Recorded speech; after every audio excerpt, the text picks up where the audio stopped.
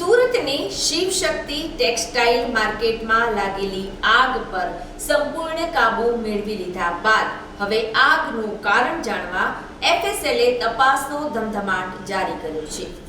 આજે સવારે તંત્ર દ્વારા 2 વેપારીઓને સેફટી સાથે માર્કેટમાં નિરીક્ષણ કરવા જવા દેવાયા હતા। સ્ટ્રક્ચર સ્ટેબિલિટી રિપોર્ટ માટે એસવીએનઆઈટીની ટીમ પણ માર્કેટ પર પહોંચી છે, જે 15 દિવસમાં રિપોર્ટ આપશે। રમજાન મહિનો ચાલુ થઈ રહ્યો હોય મોટાભાગના વેપારીઓએ સ્ટોક ફૂલ કરી રાખ્યો હતો, જેના કારણે નુકસાન વધ્યું છે। શિવશક્તિ માર્કેટના બેસમેન્ટની દુકાન નંબર 2044માં આગ લાગી હતી। જોતજોતામાં આગ આસપાસની 15 દુકાન સુધી ફેલાઈ હતી। ફાયર બ્રિગેડની 20 થી 25 ગાડીઓએ 5 કલાક પાણીનો મારો ચલાવીને આગ પર કાબુ મેળવ્યો હતો। હાલમાં આજે 1 તારીખ થઈ છે 1/3/2025ના રોજ સવારે સુરત ફાયર બ્રિગેડની 3 ટીમ શિવ માર્કેટમાં સ્ટેન્ડ બાય પોઝિશનમાં હાજર છે। 25 થી 30 જવાન જેટલા સ્ટેન્ડ બાય મૂકવામાં આવેલા છે। હાલમાં ઉપરી અધિકારીઓ અને સરકાર તરફથી જે શિવ માર્કેટના એસોસિએશન છે એમના માણસો અને પોલીસ ડિપાર્ટમેન્ટ, ફાયર ડિપાર્ટમેન્ટ અને એફએસએલની ટીમો હાલમાં માર્કેટની અંદર કઈ દુકાન બળી જવા પામેલ છે અને કઈ બચી જવા પામેલ છે તેનું સર્વે હાલમાં કરી રહ્યા છે। અને એમાં કમસે કમ વેપારીને કહી શકાય કે ભાઈ તમારી દુકાન બળી ગઈ છે, તમારી બચી ગઈ છે, એટલે કમસે કમ વેપારીઓ જે હમણાં એક સવાલ ઉઠાવે છે કે અમારી દુકાનોનું શું પોઝિશન છે એ જાણવા માટે ઉચ્ચ અધિકારીઓએ છે ડિસિઝન લઈને હાલમાં 4 ટીમ ભેગી થઈ અને સર્વેની કામગીરી ચાલે છે।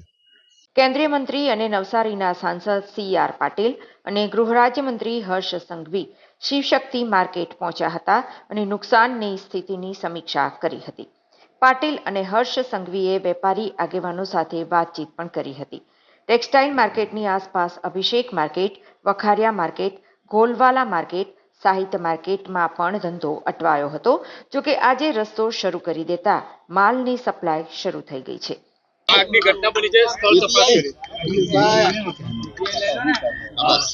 સુરત શહેરના જે મોટા મોટા માર્કેટો છે એ પૈકીનું શિવશક્તિ માર્કેટ લગભગ 800 થી 850 જેટલા દુકાનો સાથેનું એક માર્કેટ છે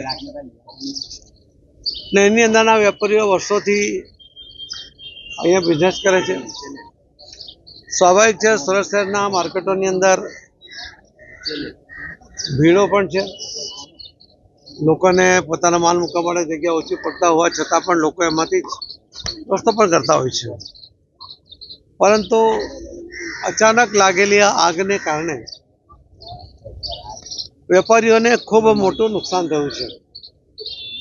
કરોડો રૂપિયાનું નુકસાન થયું છે અને એટલા માટે સુરત શહેર અને સુરતના શહેરીજનો સહિત બધા જ લોકો એમના માટે ચિંતિત પણ છે। હું એવું માનું છું કે પહેલી વાર નુકસાન થયેલા વેપારીઓ માટે એક રિલીફ ફંડ પણ ઊભું કરવાની જરૂરિયાત આ નુકસાનની ભયંકરતા જોતા વેપારીએ પોતે કરી છે। પરંતુ રિલીફ ફંડને કારણે એમનું નુકસાન ભરપાઈ થવાનું નથી। અનઓર્ગેનાઇઝ આ બિઝનેસ હોવાને કારણે એમની પાસે પૂરતા પ્રમાણમાં ઇન્સ્યોરન્સ પણ નથી। હવે ધીમે ધીમે એમાં કેટલા ટકા એમની પાસે ઇન્સ્યોરન્સ છે, કેટલું નુકસાન એમને થયું છે, એમાંથી શું વળતર મળી શકે એને પણ સેટલ કરી રહ્યા છે। સ્ટેબિલિટી રિપોર્ટ હમણાં તો ઉપર જવા માટે ના પાડી છે, પરંતુ કદાચ આખું માર્કેટ ડિમોલિશ કરીને નવેસરથી બનાવી અને નવા નિયમ મુજબ જો એને વધારે બાંધકામ મળે નિયમ મુજબ તો આ માર્કેટના વેપારીઓને પોતાની નવી દુકાન પણ મળે અને ખર્ચ પણ ના કરવો પડે। પરંતુ એ ઉપરાંત પણ એમને જે નુકસાન થયું છે જે માલનું એ પણ ખૂબ મોટું નુકસાન છે અને એમાંથી શું રસ્તો નીકળી શકે એના માટે પ્રયત્ન કરી રહ્યા છે। અહીં municipal commissioner, police commissioner, collector સહિત બધા જ અધિકારીઓ, બધા ધારાસભ્યો, પદાધિકારીઓ, મેયરશ્રી પોતે પણ બનાવના સ્થળે સ્ટેન્ડિંગ ચેરમેનને બધા તરત પહોંચ્યા હતા। વેપારીઓને પોતાને પણ સરકાર તરફથી કરવામાં આવેલા પ્રયત્નોને કારણે સંતોષ પણ છે, પરંતુ આગની ભયંકરતાની સામે કદાચ આપણે ટાંચા પડ્યા હતા એના કારણે આપણે બહુ નુકસાનમાંથી અમને બચાવી શક્યા નથી, પણ સૌથી સાંત્વના લેવાય જે વાત છે એમાં એક પણ જાનહાનિ થઈ નથી. ગૃહ રાજ્યમંત્રી હર્ષ સંઘવીએ આગમાં ભસ્મીભૂત થયેલી શિવશક્તિ ટેક્સટાઇલ માર્કેટની મુલાકાત લીધી હતી. આ સાથે મેયર, પોલીસ કમિશનર તેમજ ધારાસભ્યો પણ શિવશક્તિ માર્કેટ પહોંચ્યા હતા. માર્કેટની પરિસ્થિતિનો અધિકારીઓ સાથે વાતચીત કરીને ચિતાર મેળવ્યો હતો. ગૃહ રાજ્યમંત્રી હર્ષ સંઘવીએ માર્કેટની પરિસ્થિતિ જોયા પછી વેપારીઓ સાથે પણ વાત કરી હતી. વેપારીઓએ માલ સામાન બહાર કાઢવા દેવામાં આવે તેવી રજૂઆત કરી હતી. ત્યારે ગૃહ રાજ્યમંત્રી હર્ષ સંઘવીએ કહ્યું કે શિવશક્તિ એસ્ટેટમાં આગ એકદમ ભયાનક લાગી હતી અને આગ પર કાબૂ મેળવવા માટે સુરત મહાનગરપાલિકાની ફાયર ફાઇટરની ટીમ સહિત આસપાસના વિસ્તારની મોટી ઇન્ડસ્ટ્રીમાં ફાયર ફાઇટરની ટીમ પણ પહોંચાડવામાં આવી હતી. આગ એટલી ભયાનક હતી કે ફાયર બ્રિગેડના જવાનોએ 48 કલાક સુધી રાત દિવસ એક કરી આગ પર કાબૂ મેળવવાનો પ્રયાસ કર્યો હતો. વધુમાં તેમણે જણાવ્યું કે આ દુકાનોમાં મોટી સંખ્યામાં નુકસાન થયું છે. આ બધા જ વેપારીઓ નાના વેપારીઓ છે. આજે કલેક્ટર, પોલીસ કમિશનરને સૂચના આપી છે કે કેટલા લોકો પાસે ઇન્સ્યોરન્સ છે અને કેટલા લોકો એવા છે જેમની પાસે ઇન્સ્યોરન્સ નથી. જેમની દુકાનની અંદર નુકસાન નથી થયું તે પોતાનો માલ સામાન કેવી રીતે કાઢી શકે અને તેનો વેપાર પાછો ઝડપથી ચાલુ થઈ શકે તે માટે તાત્કાલિક સર્વે કરીને કામ હાથ ધરવાની સૂચના પણ આપી છે. આમ સૌ સાથે મળીને તાત્કાલિક વેપારીઓ માટે શું કરી શકીએ તથા કઈ રીતે મદદ કરી શકીએ તે માટે ચિંતા કરવાની પણ સૂચના આપી છે. કરીશું.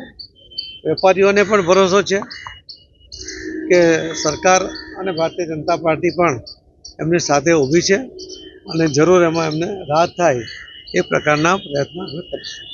આપ સૌએ પણ આગની જે ભયંકરતા હતી એ ભયંકરતાને લોકો સુધી પહોંચાડવામાં અગત્યનો ભાગ ભજવ્યો છે. પ્રિન્ટ અને મીડિયાના તમામ લોકો, ઇલેક્ટ્રોનિક મીડિયાના લોકોએ પણ જોખમ લઈને નજીક જઈને અમે જે રીતે વિઝ્યુઅલ શિવશક્તિ માર્કેટમાં જે અતિ ભયાનક આગ લાગી, આગ ઓલવવા માટે સુરત મહાનગરપાલિકાની ફાયર ફાઇટરની ટીમ, સુરત મહાનગરપાલિકાની ફાયર ફાઇટરની ટીમ સિવાય બી આસપાસના વિસ્તારમાં બધી જ મોટી industry, Reliance, Adani, arsenal Mittal એવી બધી જ ઇન્ડસ્ટ્રીની ફાયર ફાઇટિંગ ટીમને બી ત્યાં લગાડવામાં આવેલી હતી. પરંતુ આ આગ એટલી ભયાનક હતી કે 48 કલાક સુધી ફાયર બ્રિગેડના જવાનો રાત દિવસ એક કરીને આગ ઓલવવા માટે મહેનત કરી, પરંતુ સફળતા મળતા ખૂબ સમય લાગ્યો અને એ સમયમાં ખૂબ મોટી દુકાનોની અંદર, ખૂબ મોટી સંખ્યામાં દુકાનોની અંદર નુકસાન થયું છે.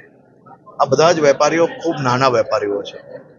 આજે collector Shri, police commissioner Shri અને સૌ અધિકારીઓને મંત્રી શ્રી મુકેશભાઈ, મેં અને બધા જ ધારાસભ્યશ્રીએ સૂચન આપ્યું છે અને તાત્કાલિક કેટલા લોકો પાસે ઇન્સ્યોરન્સ છે, કેટલા લોકો એવા છે કે જેની પાસે ઇન્સ્યોરન્સ નથી, જેના દુકાનની અંદર નુકસાન નથી થયું, એ પોતાનો સાડીઓ કે કપડાનો જે કંઈ સામાન હોય એ કઈ રીતે નિકાળી શકે, એનો વેપાર પાછો કઈ રીતે ઝડપથી ચાલુ થઈ શકે તે માટે તાત્કાલિક સર્વે કરીને કામ હાથ ધરવા માટેની સૂચના બી આપી છે.